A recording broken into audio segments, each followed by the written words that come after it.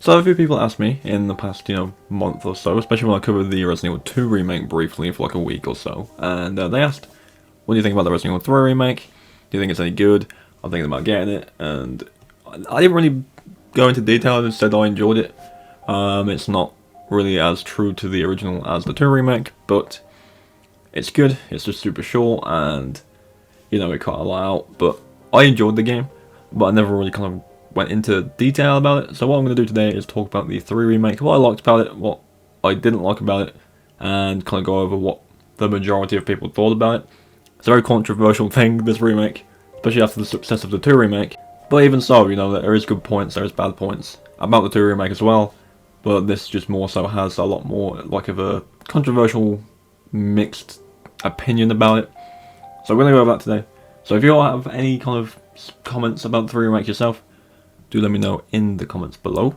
Leave a like on the video and be sure to subscribe for more Resident Evil, horror and Souls content on the channel. So without any further ado, let's jump into it. So straight out of the gate, I'll say the game looks great. I think they did a really good job with how it looks. It looks a lot like the 2 remake, but obviously, you're in different environments. You're inside Raccoon City for a good portion of the start of the game, and it looks great. The detail in the RE engine in general, you look at Resident Evil 2, Resident Evil 3, 7 and 8, the RE engine is just beautiful. Like, everything looks so detailed and crisp, and it's great. It's probably one of the, in my opinion, it's probably one of the more visually stunning looking engines in games lately. That may be a biased thing, but the games that run on it do look really good. Even Monster Hunter Rise on Switch runs on the RE engine, and it looks amazing. So the engine and graphics are great. Gameplay wise, kind of RE2 again, but a few extra different things. Obviously different weapons are involved. There is a dodge mechanic that Jill can do. If it's timed right, you kind of roll into slow motion, and it gives you a window of opportunity to get a couple of shots on a boss or a tough enemy. And, if you dodge at the perfect time, you don't take any hits. So, it works out quite well, and it's a nice little thing they added to the game. I believe it was in the original. It wasn't didn't work in the same way, but you could kind of dodge attacks as well in the original. So it's nice to see that return in a kind of improved way. Length of the game, this is an interesting one. This game is particularly short, and I know obviously, if you're familiar with Resident Evil games and you play them as much as I do, you'll know that once you get it down and you know what you're doing and stuff like that, the game can be pretty short. I think my first run through of Village, the recent one, was around 10 to 11 hours doing everything and figuring everything out, obviously without looking up anything or anything like that. But then subsequent runs where I've just been playing the story, going through the story, can range from about 2 to 4. So obviously, if you've played Resident Evil, you'll know the game's not particularly short. There's even achievements to beat the games in this small amount of time. So it's something to expect. But this game, you can kind of beat it in around an hour and a half if you just straight play through all of it really quickly. So it's one of the shorter ones for sure, and there's a big reason for that, which we'll get to in a minute. But length-wise, fairly short. Obviously the difficulties will scale, and it'll probably make your players a bit longer, because there's a lot of difficulty options in this game, and there's a lot of replayability in a sense as well, which we'll get to later. But game's not particularly on the longer side of Resident Evil games.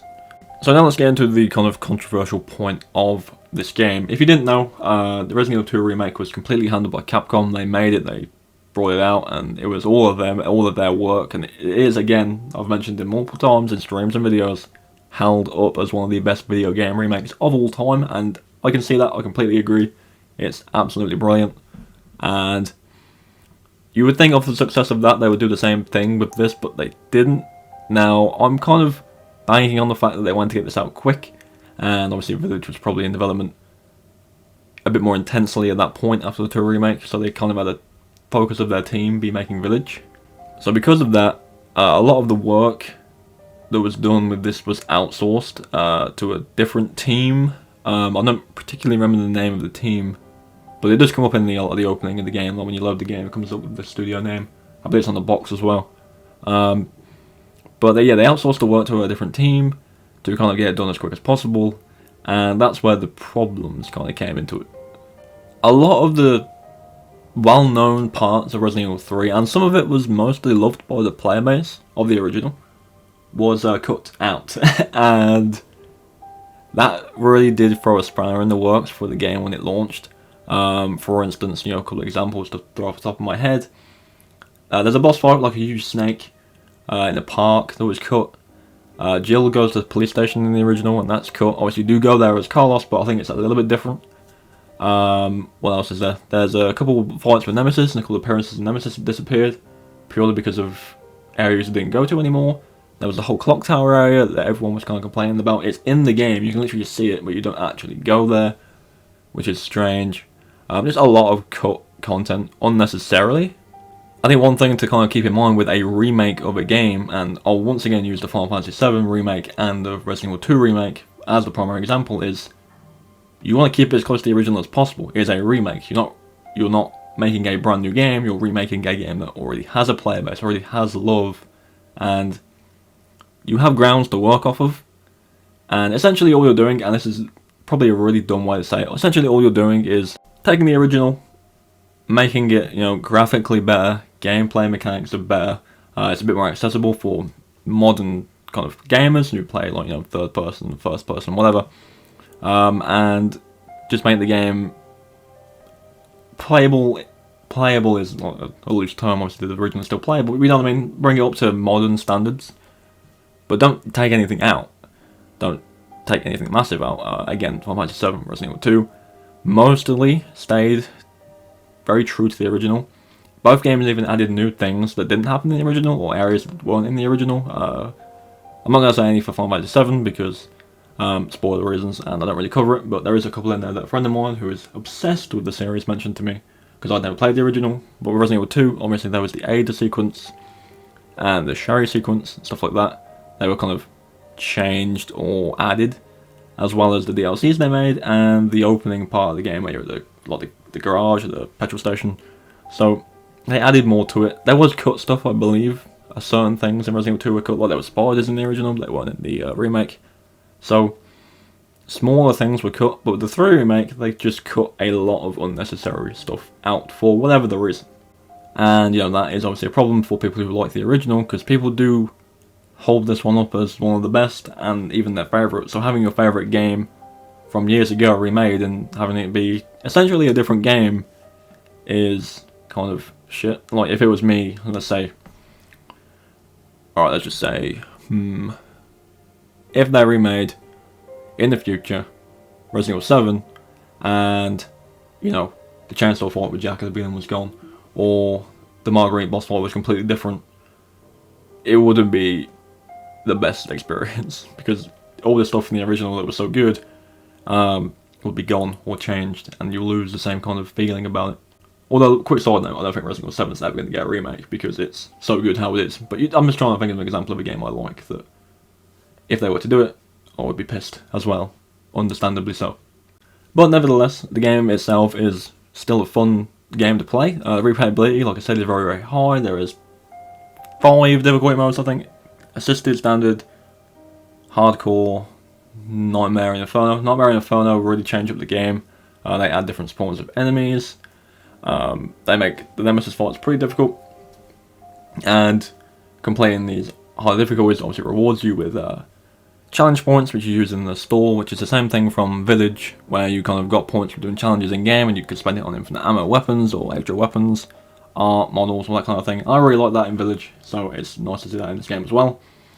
Obviously, this game did it first, but, I still really like the idea of it. It gives you a lot more of a replayability value in a game like this, which already has so much.